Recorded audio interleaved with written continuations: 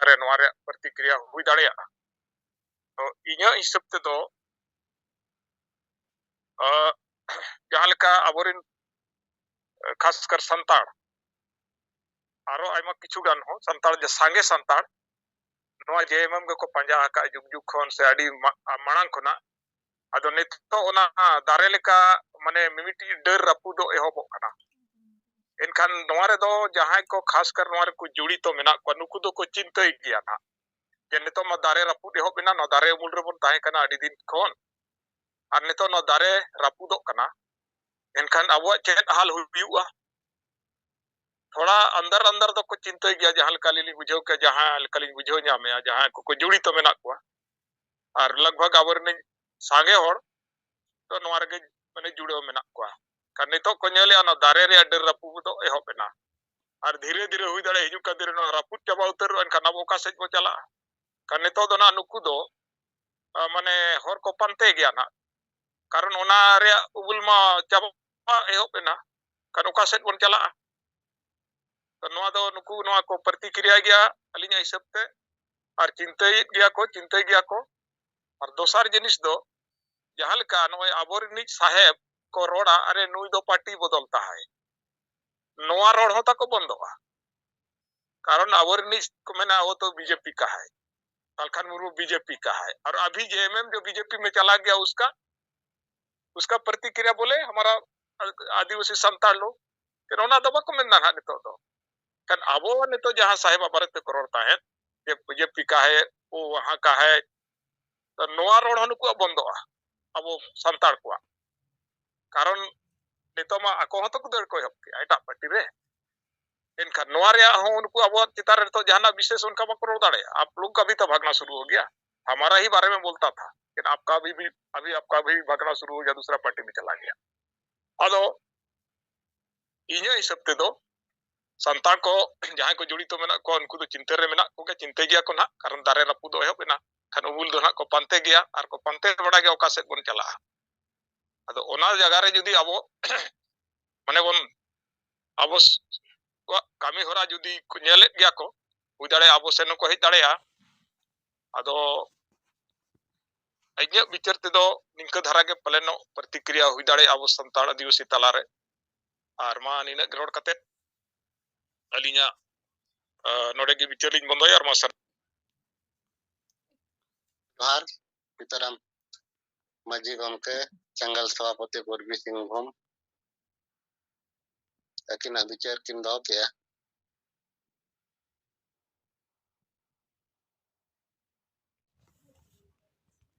अब नोआ जूम रे अडी संगे पोनोत चे जोन चे जिला को पसले कना लीडर को अद निये हो बप्पे रोड दाड़े तब या आमा को रे जाना तो चे दुए रुई दाड़े अदो उयर पे अब सात राज रे सेंगल रिन कमिया को मेना को नोआ जूम मीटिंग रे आपे आपया अडी दामन समय ओडोक कते नोडे पे सेले दोगा चेत हो विचार बनुगा इनखान बेकार होड़ के मेना भोआ विचार के जाना बाबू विचार दाड़िया इनखान समाज सला अबुआ चेत कांटेक्ट के बनु समाज प्रति अबो को कोई दुलड़ गरज चेत हो बनु अथवे तो बाबू रोड दाड़िया बखन जहां बहुत विचार हिजू कना ओना तुम लइया अद नेल पिए अबो तला रे हो गोज होड़ के संगे में ना पे लेका बुझे पूरे दिसोम रे टीवी रे नो को चर्चा है यूट्यूब रे सोशल मीडिया रे और नो टॉपिक्स ते हैं बुडन माडी तबो एहो कदा ठीक है एहो का चते हैं राजनीतिक घटना नौका हुई कना सीता सोरेन जेएमएम पार्टी बगी कते बीजेपी रे शामिल लेना है इनखान नोआरिया चेत प्रतिक्रिया आदिवासी समाज रे हुई दाड़िया तो प्रतिक्रिया बपे एम दाड़िया स्टेट प्रेसिडेंट को चुनाव हेड को ᱟᱨᱦᱚᱸ ᱟᱹᱰᱤ ᱤᱢᱯᱚᱨᱴᱮᱱᱴ ᱦᱚᱲ ᱠᱚ ᱢᱮᱱᱟᱜ ᱯᱮᱭᱟ ᱤᱱᱟᱹᱠᱷᱟᱱ ᱫᱚ ᱫᱩᱠ ᱵᱩᱡᱷᱟᱹᱜᱼᱟ ᱡᱮ ᱱᱚᱣᱟ ᱵᱮᱠᱟᱨ ᱦᱚᱲ ᱠᱚᱜᱮ ᱱᱚᱰᱮ ᱯᱮ ᱥᱮᱞᱮᱫ ᱟᱠᱟᱱᱟ ᱪᱮᱫ ᱦᱚᱸ ᱵᱟᱵᱚ ᱨᱚᱲᱟᱵᱚ ᱛᱷᱤᱨ ᱠᱚᱜᱼᱟ ᱤᱱᱟᱹᱠᱷᱟन ᱪᱮᱫ ᱦᱚᱸ ᱪᱮᱫ ᱞᱮᱠᱟ ᱛᱮᱵᱚ ᱪᱮᱫᱟ ᱵᱟᱠᱷᱟन ᱠᱩᱞᱤ ᱨᱮᱦᱚᱸ ᱠᱩᱞᱤ ᱫᱚᱨᱠᱟর ᱪᱮᱫ ᱵᱚ ᱢᱮᱱᱟ ᱤᱧ ᱢᱟ ᱟᱥᱪᱚᱨᱡᱚ ᱫᱷᱟᱨᱟᱧ ᱵᱩᱡᱷᱟᱹᱣᱟ ᱡᱮ ᱟᱵᱚ ᱦᱚᱸ ᱜᱚᱡ ᱥᱚᱢᱟᱡᱽ ᱦᱚᱸ ᱜᱚᱡ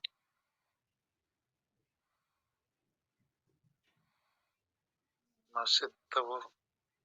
ᱵᱚᱦᱚᱜ ᱠᱚ ᱠᱟᱹᱴᱤᱡ ᱜᱟᱥᱟᱣ ᱢᱟᱡᱟᱣ ᱧᱚᱜ ᱯᱮ हाँ जोहार इन सुनाराम सोरेन सेंगल दिसोम पारगना तो नितो ओकाटा गपाल मराव चलाक कना नोआ रे तो इनांग अडी अणगात खन गे नोआ खबर दो बड़ाय ᱧᱟᱢ कना जे बांग झारखंड मुक्ति मोर्चा रिनी जामा विधायक सीता सोरेन विधायक पद खन हो पार्टी खन हो इस्तीफा एम किया तो नोआ रिया चर्चा दो माने अडी बेस ठीक चलाक कना माने संताड़ को तला रे हो आर दिकू को तला रे अदो चर्चा चेत चलाक कना नुकू जेएमएम सपोर्टर ठेन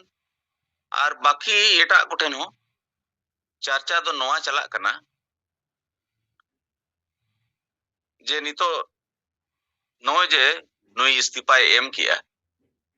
तो नोआ ते बड़ाय जामो कना पार्टी रे जहां ako पारिवारिक कला मा मेना गया मेनखान झारखंड रे जहां ओसल मुद्दा जहां दो हनंग झारखंड मुक्ति मोर्चा नोडनी पार्टी कनाय तो नोआ को बाय ये ते आर नितो नुई हेमंत सोरेन होय खड़ेन कारण ते तो थोड़ा उन माने माने रागी रे होड़ दो मेना को माने जेमेम बाय ठिकिया आदो मेनखान होड़ा मजबूरी माने भीतर ते दो कुसी दो बनु को गया जेमेम सला अडिगान होड़ आर मेनखान दिकू तलार दो ढेर प्रतिक्रिया दो नोआ मेना नितो दो जेमेम रपुदो एहो बेना कारण एनान कोर्ट रिन ताहे कना तो कोर्ट रे नोआ गे चर्चा हुयुक कना सीता सोरेना गे शिबू सोरेना गे माने जेमेम रपुद रोचो दो गया आर किछुगान जेमेम समर्थक उनको को मेनिया बांगा नोआ दो बीजेपी रापुदेर बनाय आदिवासी आर ओनाते नौका दो हुयुक कना लेकिन ओसल जहां तेहना नहा जहां नोआ उथल पुथल नोआ दो पूरा झारखंड सुमुंग दो बांगा बारहे रहो नोआ रे चर्चा दो हुयुक कन गया जे नितो जेमेम हरसुड़ोआ तो करंडी रिया रिपोर्ट गोटा दिन रिया रिपोर्ट फिर court Riya report Rajnagar area Riya report नोतरिन जहां जेमेम रिन हो माने उनकुआ रोड आर इयते उना बॉडी लैंग्वेज ते बड़ायो कना भीतर ते दो माने आडी नुकुआ बोतर मेना पार्टी नितो रोचोदो कना आर बढ़ती कते नो जे नुना साल खन ओड़ा रिनी मिटंग सीता सोरेन आर उना चिट्ठी रे आडी गहीर कथा ओला कना जे ओड़ा परिवार रे हो पार्टी रे हो सम्मान बाको एमा दिया आर उना को कारण ते पार्टी खन मिन होड़े नीर कना उना हो बीजेपी पार्टी रे तो अडी मरांग जिनिस हुई अकन गया माने सोरेन खंदान चावा रिया रपुदो आर रोचोदो रिया तो निया गे इन सेट खन दो मा आपे सनम को जोहार आर सारा अड़ी आयमा सरहाव अब तलारे सुनाराम सोरेन दिसोम पारगना ताबन सेंगल पाटा सेट खन ताकिना विचार किन सदर के नोआ लगित ते आदो मासे ताबन आर उनका गे हेलो हाँ जोहार ᱤᱧ ᱨᱚᱵᱤᱱᱟᱨᱟᱭᱚᱱ ᱥᱚᱨᱮᱱ ओडिशा प्रदेश बुद्धिजीवी संघ सभापति और भुवनेश्वर जोनाल कमिटी हेड हिसाब से कमी तलिंग और नितो सिंगल जुम रे जोड़ाव कान सात पनोत रे नय रे गांजम या को ना सानते परसी जितके दिसम गमके जीव बंगा मानथन सलखान मुर्मू गमके सानते माडाम सुमित्रा मुर्मू जहां गे बाहर दिसम कोरन बचले लेकन जतो गगे लिया सिंगल सिंगल जोहार आदो नितो जहां क्वेश्चन गमके तिगिन किन दोहो किया ये सीते सोरेन जेमेम खोजा बीजेपी रे जॉइन किया है ओना चेतान रे प्रभाव चेक लेका आदो अलिंग लिंग मेना तेño 1 बजा कोते पालो तो टीवी लिंग खुले के बिदल रे प्रथम ओना गिरिं नेल जाम गया ये सीते सोरेन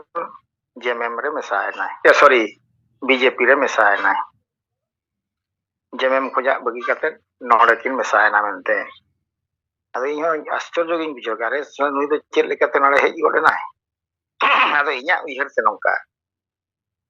नितो जहां खोरतार तक चलुक कना जे नुई हो इडी समोनयाय ना बांकान आरो आजा पूर्वो जहां ताय ताहे कना विचार ओना खुले रुवाड़ा कना नोनवा हो उयहर काते आर आको जेमेम रे जहां द्वंद्व लगाव लेन ताहे परिवार भितरे रे ओना हो मिटन कारण कना जेकाते आजा सहयोग बा सम्मान आको फैमिली खोजा बाय नाम लेया नोनवा मिटन अड़ी मारंग जिनिस कना किंतु अलिया उयहर ते नोना प्रतिक्रिया चेतान रे जदि लिंग उयहरेया जहां गे मेना को अब संताड़ आदिवासी बा अन्य आदिवासी जेमेम हम्बुट काते को ताहे लेना नितो दो नोआ हम मिटन आको सृष्टि आ मन रे अरे भाई नुकु मा जेमेम रे को ताहे कना नितो मा बई बई ते एटा से को घुंचो इदी कान दो एनखान आबो जहां झारखंड पार्टी बो मेने ता झारखंड पार्टी नितो मलटो से चला ना एनखान आबो उयहर जहां आबो चेत को कमिया बन कान ता चेल को नामे ता जोना जहां कान नितो मा पार्टी एटा से चला कना तो नोआ चितान रे तो समाज रे तो ना अडिगान गे प्रभाव दो यूरु और जहां मेना को जेमेम हम्बुट काते अदर्स पार्टी को उनको नित दो चिंता रे को पड़ावना ये नीत ना नुई चला कना आरो समय मेना गया उन ते दो पले तो नु जेमेम दो मुचे दो आए एनखान बड़ो मुश्किल रे पड़ावना नीत को उयहर नाम दाड़ा कना सिंगल रे प्रभाव जहां यूरु कना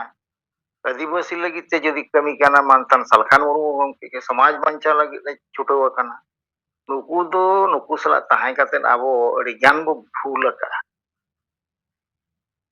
समाज मा बाबो गड़वाय काता समाज गोगोज रे आबो दो ताहे ले तेनु आको फायदा दो आको लेकाते को नामेया किंतु आबो जहां बो उयहर ले ताहे जो ओना जिनिस दो आबो दो बाबो नाम लेया तेनु नोडे को चिंताया को उयहर को नितो आबो चेत करावते हुयाबोना ओकोय नेलते हुयाबोना और ओकोय आबो लगी कमी करना नोआ ना निस्तो आको आको भीतर रे जतो गपाल माराव दो चलु गया शिक्षित होड़ चेतान रे हो नोआ गकुल गमके चेतान रे छात्र जीवी जहां के मेना को नोआ दो अडिगान गे प्रभाव निरु हाना जेमेम चेतान रे इया उयहरते चिकाते मिद होड़ आको ओड़ा को चलाना माने अड़ी मरंग कलंक नोडे लगाव तो करा और उनी ओका उयहर ते चलाव कना आज बड़ाय किंतु जहां पार्टी तको ताहे कना गठबंधन ये आको ओड़ा भितर रे तोल काते ओना उनी रपुट किया ते उनका के आको रिन फैमिली रे जतो मेना को रिगान उनको ना बई बई ते आको सार्थो खातिर ते ओना तो दड़ बगी उठवा दड़ बगी काते बई बई ते रपुदत से हबवा और आबोआ प्रभाव हो दिसम चितान रे तना बई बई ते न्युरुक कान गया ये नुई नोआ मेने ताहे जो आर नुकु नोआ को कमी कान ताहे तेनु नोआ मिटांग अड़ी मारंग आबो लगी ते उयहर गान लेखान दो पॉजिटिव गे हुई काना आदो नोनका नितो माने जेमेम चितान रे प्रभाव इnya उयहर ते तो खराब गया को चितान रे ना न्युरुक काना और बई बई ते होड़ को उयहर नाम दाड़ा चेदा नुकु हांडे नाडे को अचुरोक काना नोडे खोजा हांडे और नितो ᱩᱱᱤ ᱜᱚᱢᱠᱮ ᱢᱮᱱ ᱠᱮᱫ ᱞᱮᱠᱟ ᱡᱮ ᱚᱱᱟ ᱢᱟᱲᱟᱝ ᱨᱮᱜᱮ ᱟᱵᱚᱭᱤᱡ ᱜᱚᱢᱠᱮ ᱠᱚ ᱫᱚᱥᱮ ᱠᱟᱱ ᱛᱟᱦᱮᱸᱫ ᱱᱩᱭ ᱫᱚ ᱵᱤᱡᱮᱯᱤ ᱯᱟর্টি ᱠᱟᱱᱟ, ᱯᱟর্টি ᱵᱚᱫᱚᱞᱟ ᱦᱟᱸᱰᱮ ᱠᱷᱚᱡᱟᱜ ᱱᱟᱸᱰᱮ, ᱱᱤᱛᱚᱜ ᱫᱚ ᱟᱠᱚᱣᱟᱜ ᱦᱚᱸ ᱪᱟᱹᱞᱩᱭᱮᱱᱟ ᱚᱱᱠᱟᱜᱮ ᱡᱮ ᱯᱟর্টি ᱵᱚᱫᱚᱞ᱾ ᱚᱱ ᱚᱱᱠᱟ ᱡᱤᱱᱤᱥ ᱱᱤᱛᱚᱜ ᱱᱟᱦᱟᱜ ᱦᱚᱲ ᱪᱮᱛᱟᱱ ᱨᱮ ᱧᱩᱨᱩᱜ ᱜᱮᱭᱟ, ᱩᱭᱦᱟᱹᱨ ᱜᱮᱭᱟ ᱠᱚ, ᱟᱨ ᱡᱮᱢᱮᱢ ᱪᱮᱛᱟᱱ ᱨᱮ ᱠᱤᱪᱷᱤ ᱵᱟᱝ ᱠᱤᱪᱷᱤ ᱯᱨᱚᱵᱷᱟᱵ ᱫᱚ ᱱᱟᱦᱟᱜ ᱧᱩᱨᱩᱜ ᱜᱮᱭᱟ᱾ ᱟᱨ ᱱᱚᱜᱼᱚ ᱱᱚᱝᱠᱟ ᱩᱭᱦᱟᱹᱨ ᱟᱹᱞᱤᱧ ᱪᱮᱛᱟᱱ ᱟᱹᱞᱤᱧᱟᱜ ᱩᱭᱦᱟᱹᱨ ᱛᱮᱫᱚ ᱱᱤᱱᱟᱹᱜ ᱜᱮᱞᱤᱧ ᱩᱭᱦᱟᱹᱨ ᱠᱮᱫ ᱛᱮ ᱡᱟᱦᱟᱸ ᱞᱤᱧ ᱩᱭᱦᱟᱹᱨ ᱧᱟᱢ ᱠᱟᱜ ᱞᱤᱧ ᱞᱟᱹᱭ ᱠᱮᱜᱼᱟ ᱞᱤᱧ, ᱱᱚᱜᱼᱚ ᱱᱚᱣᱟ ᱠᱚᱜᱮ ᱱᱟᱦᱟᱜ ᱯᱨᱚᱵᱷᱟᱵ ᱫᱚ᱾ ᱢᱟ ᱛᱚᱵᱮ ᱠᱷᱟᱱ ᱜᱚᱢᱠᱮ ᱛᱤᱠᱤᱱ ᱥᱟᱶᱛᱮ ᱡᱟᱦᱟᱸ ᱜᱮᱵᱚ ᱡᱚᱲᱟᱣ ᱟᱠᱟᱱ, ᱢᱩᱪᱟᱹᱫ ᱨᱮ ᱟᱹᱞᱤᱧᱟᱜ ᱥᱤᱸᱜᱟᱹᱲ ᱡᱚᱦᱟᱨ᱾ ᱟᱹᱰᱤ ᱟᱭᱢᱟ ᱥᱟᱨᱦᱟᱣ ᱟᱨ ᱡᱚᱦᱟᱨ ᱨᱚᱜᱷᱩᱱᱟᱛᱷ ᱥᱚᱨᱮᱱ, ᱛᱟᱹᱠᱤᱱᱟᱜ ᱵᱤᱪᱟᱹᱨ ᱠᱤᱱ ᱥᱟᱢᱟᱝ ᱠᱮᱜᱼᱟ᱾ ᱡᱚᱦᱟᱨ ᱡᱚᱦᱟᱨ᱾ ᱟᱫᱚ ᱢᱟᱥᱮ ᱛᱟᱵᱚᱱ ᱟᱨ ᱡᱚᱦᱟᱨ᱾ ᱦᱳᱭ ᱢᱟ ᱡᱚᱦᱟᱨ ᱜᱚᱝᱠᱮ, ᱟᱸᱡᱚᱢᱚᱜ ᱠᱟᱱᱟ? ᱦᱳᱭ ᱟᱹᱰᱤ ᱦᱳᱭ ᱛᱤᱦᱤᱧ ᱱᱚᱣᱟ ᱥᱤᱸᱜᱟᱹᱲ ᱡᱩᱢ ᱨᱮ ᱥᱮᱞᱮᱫ ᱟᱠᱟᱱ ᱟᱵᱚ ᱟᱹᱫᱤᱵᱟᱹᱥᱤ ᱯᱟᱹᱨᱥᱤ ᱡᱤᱛᱠᱟᱹᱨᱤᱭᱟᱹ ᱫᱤᱥᱚᱢ ᱜᱚᱢᱠᱮ ᱡᱤᱣᱮᱫ ᱵᱚᱸᱜᱟ ᱥᱟᱞᱠᱷᱟᱱ ᱢᱩᱨᱢᱩ, ᱚᱱᱟ ᱥᱟᱶᱛᱮ ᱡᱟᱦᱮᱨ ᱟᱭᱳ ᱥᱩᱢᱤᱛᱨᱟ ᱢᱩᱨᱢᱩ ᱢᱮᱰᱟᱢ, ᱟᱨ ᱚᱱᱟ ᱥᱟᱶᱛᱮ ᱮᱭᱟᱭ ᱯᱚᱱᱚᱛ ᱨᱮᱱ ᱥᱮᱞᱮᱫ ᱟᱠᱟᱱ ᱥᱮᱸᱜᱮᱞ ᱠᱟᱹᱨᱢᱤ ᱠᱚ, ᱥᱮᱸᱜᱮᱞ ᱠᱚᱨᱢᱤ ᱠᱚ, ᱟᱨ ᱡᱚᱱᱟᱞ ᱨᱮᱱ ᱜᱚᱝᱠᱮ ᱛᱟᱠᱚ, ᱟᱹᱞᱤᱧ ᱯᱟᱦᱴᱟ ᱥᱮᱱ ᱠᱷᱚᱱᱟᱜ ᱜᱩᱱᱢᱟᱱ ᱥᱮᱸᱜᱮᱞ ᱡᱚᱦᱟᱨ᱾ ᱟᱹᱞᱤᱧ ᱵᱟᱜᱽᱢᱩᱱᱰᱤ ᱵᱞᱚᱠ, ᱠᱟᱹᱢᱤ ᱫᱚ ᱥᱮᱸᱜᱮᱞ ᱯᱟᱨᱜᱟᱱᱟ ᱛᱮᱞᱤᱧ ᱠᱟᱹᱢᱤᱭᱟ᱾ ᱛᱚ ᱛᱤᱦᱤᱧ ᱱᱚᱜᱼᱚᱭ ᱥᱟহেᱵᱮ ᱞᱟᱹᱭᱮᱫ ᱵᱚᱱ ᱱᱚᱣᱟ ᱢᱤᱫᱴᱟᱝ ᱵᱤᱪᱟᱹᱨ ᱟᱵᱚᱣᱟᱜ ᱟᱹᱫᱤᱵᱟᱹᱥᱤ ᱥᱮᱸᱜᱮᱞ ᱚᱵᱷᱤᱡᱟᱱ ᱠᱟᱹᱢᱤᱭᱟᱹ ᱛᱟᱞᱟᱨᱮ ᱱᱚᱜᱼᱚᱭ ᱱᱤᱛ ᱥᱤᱛᱟᱹ ᱥᱚᱨᱮᱱ JMM ᱯᱟর্টি ᱨᱮᱱ ᱛᱤᱦᱤᱧ BJP ᱨᱮ ᱢᱮᱥᱟᱭᱮᱱᱟᱭ ᱥᱮ BJP ᱫᱚᱞ ᱨᱮ ᱵᱚᱞᱚᱭᱮᱱᱟᱭ᱾ ᱛᱚ ᱛᱤᱦᱤᱧ ᱟᱹᱞᱤᱧᱟᱜ ᱵᱤᱪᱟᱹᱨ ᱞᱮᱠᱟᱛᱮᱞᱤᱧ ᱵᱩᱡᱽ ᱫᱟᱲᱮᱭᱟᱜ ᱠᱟᱱᱟ, ᱟᱠᱚᱛᱮ ᱛᱤᱦᱤᱧ ᱟᱠᱚᱣᱟᱜ ᱯᱟর্টি ᱨᱮ ᱯᱨᱚᱛᱤᱠᱨᱤᱭᱟ ᱵᱩᱡᱽ ᱫᱟᱲᱮᱭᱟᱜ ᱠᱟᱱᱟ ᱠᱚ᱾ JMM ᱫᱚ ᱚᱵᱚᱥᱥᱳᱭ ᱛᱤᱦᱤᱧ ᱟᱠᱚ ᱫᱚᱠᱚ ᱵᱩᱡᱽ ᱫᱟᱲᱮᱭᱟᱜ ᱠᱟᱱᱟ ᱡᱷᱟᱲᱠᱷᱚᱸᱰ ᱨᱮ ᱛᱤᱦᱤᱧ ᱟᱠᱚ ᱫᱚᱠᱚ ᱯᱷᱟᱥᱩᱲᱚᱜ ᱜᱮᱭᱟ᱾ ᱟᱫᱚ ᱚᱱᱟᱛᱮ ᱟᱹᱞᱤᱧ ᱫᱚᱞᱤᱧ ᱢᱚᱱᱮᱭᱟ ᱩᱱᱠᱩ ᱫᱚ ᱢᱟᱱᱮ ᱦᱟᱹᱲᱩ ᱮᱸᱜᱟ ᱨᱮᱱ ᱦᱚᱯᱚᱱ ᱦᱩᱭᱩᱜ ᱥᱟᱱᱟᱭᱮᱫ ᱠᱚᱣᱟ᱾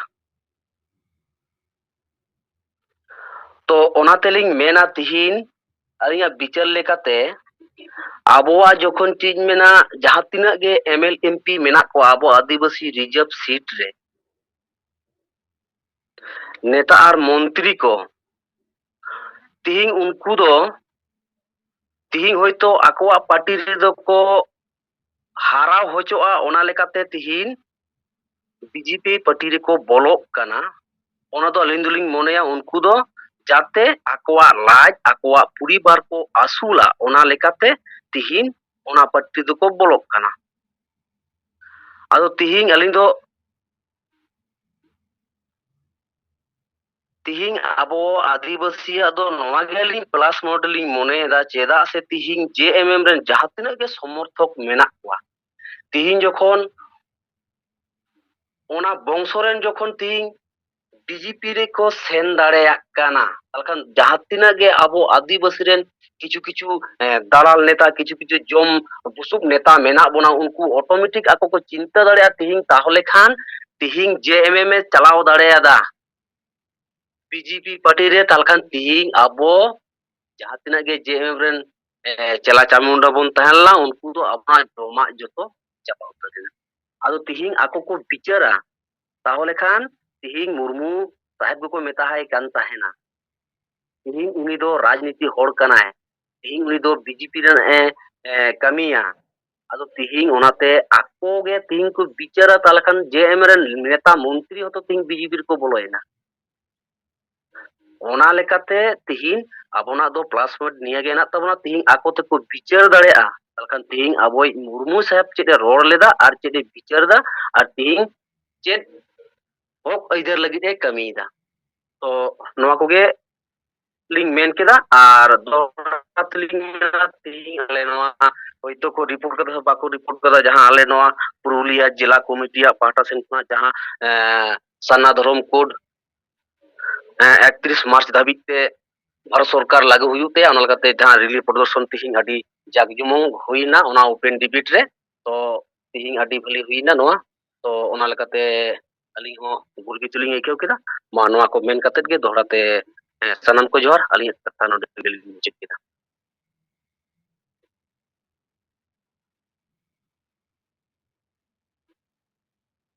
Diren Murmu gongke adi ayma tarhau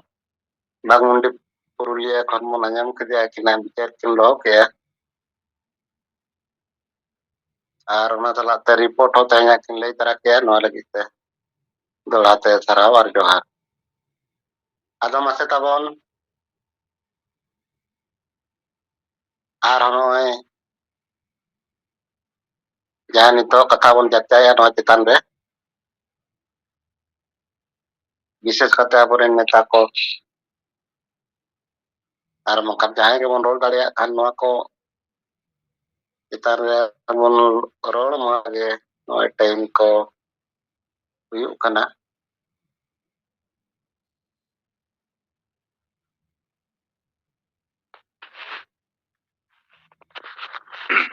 एमा नोआ तेहन सिंगर जुमरे से ले एकान पर्ची जितरे दिसम गंके सालखान मुर्मू मैडम सुमित्रा मुर्मू सला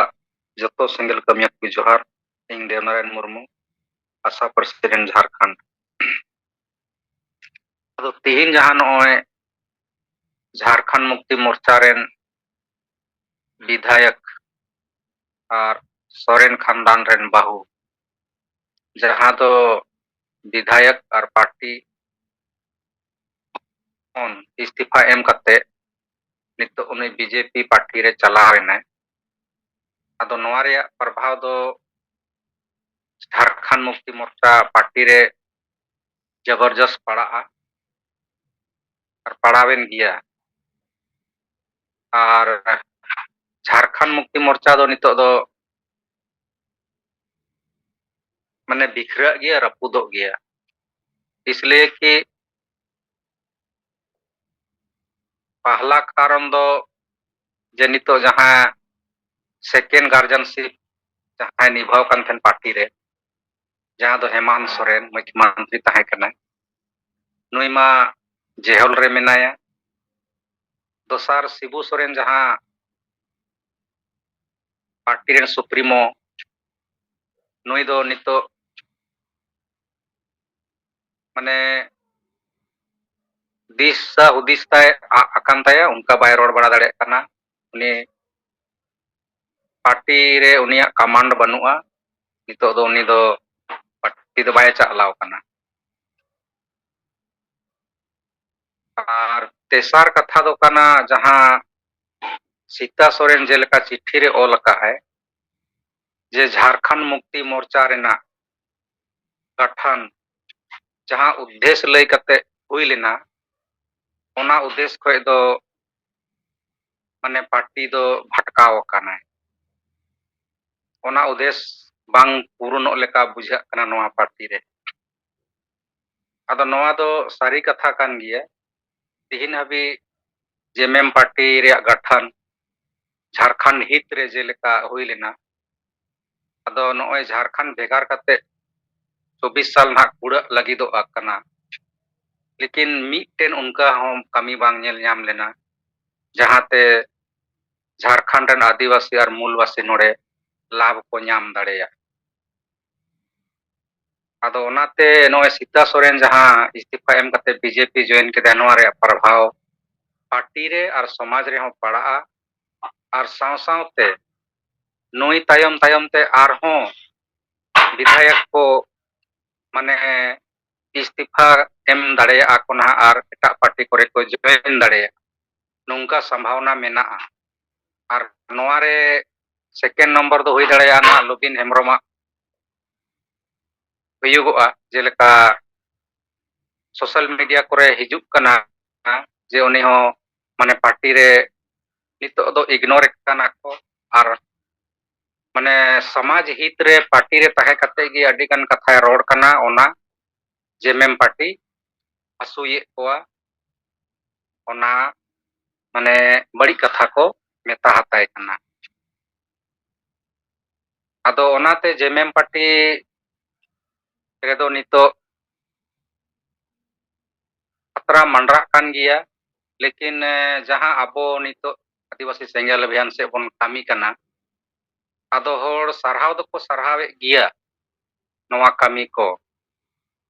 ᱟᱨ ᱩᱱᱤ ᱨᱟᱹᱯᱩᱫ ᱪᱷᱤᱝ ᱪᱷᱟᱹᱛᱩᱨ ᱞᱮᱱᱠᱷᱟᱱᱮ ᱟᱥᱨᱟ ᱫᱚ ᱟᱵᱚ ᱥᱮᱫ ᱠᱚ ᱧᱮᱞᱮᱫ ᱜᱮᱭᱟ। ᱞᱮᱠᱤᱱ ᱟᱹᱫᱤᱵᱟᱹᱥᱤ ᱥᱚᱢᱟᱡᱽ ᱨᱮ ᱡᱟᱦᱟᱸ ᱱᱤᱛ ᱦᱟᱹᱵᱤᱡ आदत जहाँ मेना माने इलेक्शन माने टाका पैसा इलेक्शन माने हांडी पौरा चखना नॉय नोआ जिनिस खन जब तक मानसिकता बांग रकाब तबोना मेनखान आबो जहाँ एजेंडा बो सामांग अकादा ओना बाको साब रकाब दाड़ेया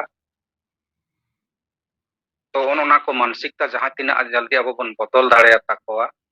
तबे खाई कि समाज हित रे माने समाज रन हड़ को सचाव दाड़ेया और आबो हों झारखंड और आबुआ समाज बंचाव रे बन लहा दाड़ेया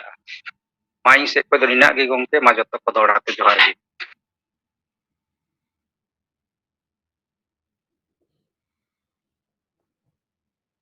आयमा सारहाव और जोहार अब तलारे नॉय